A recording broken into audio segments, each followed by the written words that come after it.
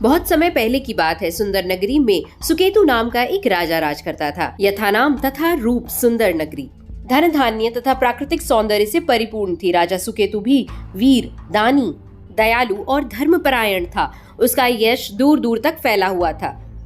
एक दिन एक नर पिशाचिनी सुंदर नगरी से होकर गुजर रही थी। सुंदर नगरी की सुंदरता पर मुग्ध हो उसने वहीं अपना घर बसाने का निश्चय किया।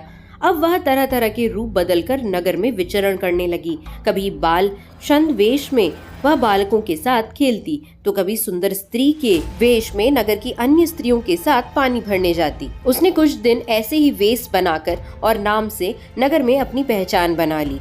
उसने अपनी मायावी ताकत से अपना घर और परिवार खड़ा कर लिया। सबका विश्वास जीत लेने के बाद उसने अपना काम करना शुरू किया। नर पिशाचिनी प्रतिदिन एक बालक का भक्षण करने लगी। धीरे धीरे बालकों के गायब होने का समाचार जब महाराज तक पहुंचा, तो उन्होंने सैनिकों की एक टुकड़ी इसकी खोजबीन करने के लिए लगा दी।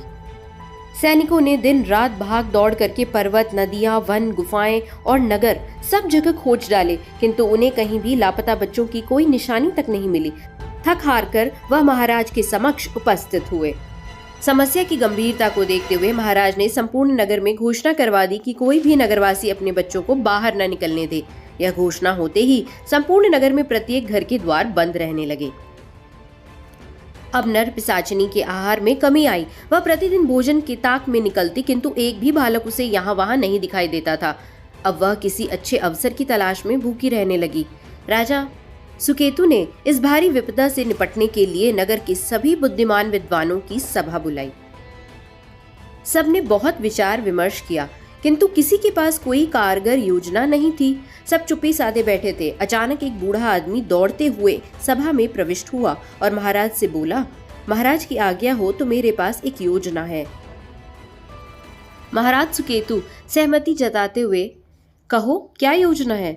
बूढ़ा आदमी बोला, महाराज, यदि हम किसी निश्चित स्थान पर कुछ बच्चों को अकेला छोड़कर अज्ञात रूप से उनकी निगरानी करें, तो वह बाल भक्षक जरूर पकड़ा जाएगा।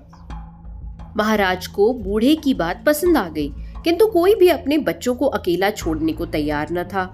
अंततः महाराज ने अपनी प्रजा का हित देखते हुए स्वयं अपने बेटे राजकुमार चंचल को अकेला नगर से बाहर छोड़ने का आदेश दे दिया। जैसा नाम वैसे लक्षण। राजकुमार चंचल राजमहल से निकलते ही दौड़ने लगा। जिसे देखता उसका अनुकरण करने लगता। बेचारे सैनिक भी राजकुमार का पीछा करते करते थक गए। बहुत दौड़ने के कारण उनका गला प्यास से सूखा जा रहा था, अतः वह एक कुएं से पानी पीने के लिए रुक गए। राजकुमार तो पहली बार बाहर निकला था, अतः नगर की सुंदरता को निहारते निहारते दौड़ता चला जा रहा था। संयोग से सामने से नर पिशाचिनी आ रही थी। राजकुमार को अपनी ओर आता देख पिशाचिनी के मुंह में पानी आ गया। बड़े दिनों से जल रही शुदा की आग के शांत होने की कल्पना कर पिशाचिनी बड़ी खुश हो रही थी। किसी को आसपास न देख पिशाचिनी ने राजकुमार को कुछ खिलौने दिए। राजकुमार ने और खिलौने मांगे तो पिशाचिनी ने उसे अपने साथ चलने को कहा। राजकुमार उस सुंदरी वेशधारी पिशाचिनी के साथ चल दिए। किसी अनजान औरत के साथ राजकुमार को जाता देख सैनिकों ने उनका पीछा किया, किंतु कुछ ही दूर जाने के बाद पिशाचिनी अपनी मायावी शक्ति से गायब हो गई। पिशाचिनी ने अपने घर पहुंच राजकुमार को चूल्हे के पास बिठा दिया। आग सुलगा, लकड़ियां डाल वह मांस पकाने का बर्तन लेने चली गई। इधर राजकुमार स्वभाव से चंचल था। उसने एक जली हुई लकड़ी उठाई और दे मारी छत पर। दूसरी जलती लकड़ी उठाई और लकड़ियों के बड़े गट्ठर पर फेंक दी। अब तीसरी लकड़ी लेकर वह बर्तन धो रही पिशाचिनी के पीछे जा खड़ा हो गया। तब पिशाचिनी अपने असली रूप में बैठी थी। जैसे ही उसने राजकुमार की ओर देखा, डरते हुए राजकुमार ने वह जलती लकड़ी उसके सिर पर दे मारी। पिशाचिनी का सिर जलने लगा। हड़बड़ाहट में उसने पानी का घड़ा भी फोड़ दिया। अब घर में कहीं पानी नहीं और पूरा घर जल रहा था। इधर सैनिकों को एक छत से धुआं उठता दिखाई दिया। सैनिक तुरंत दौड़कर वहां गए तो पागलों की तरह दौड़ती हुई एक पिशाचिनी के सामने राजकुमार चंचल को खड़ा देखा।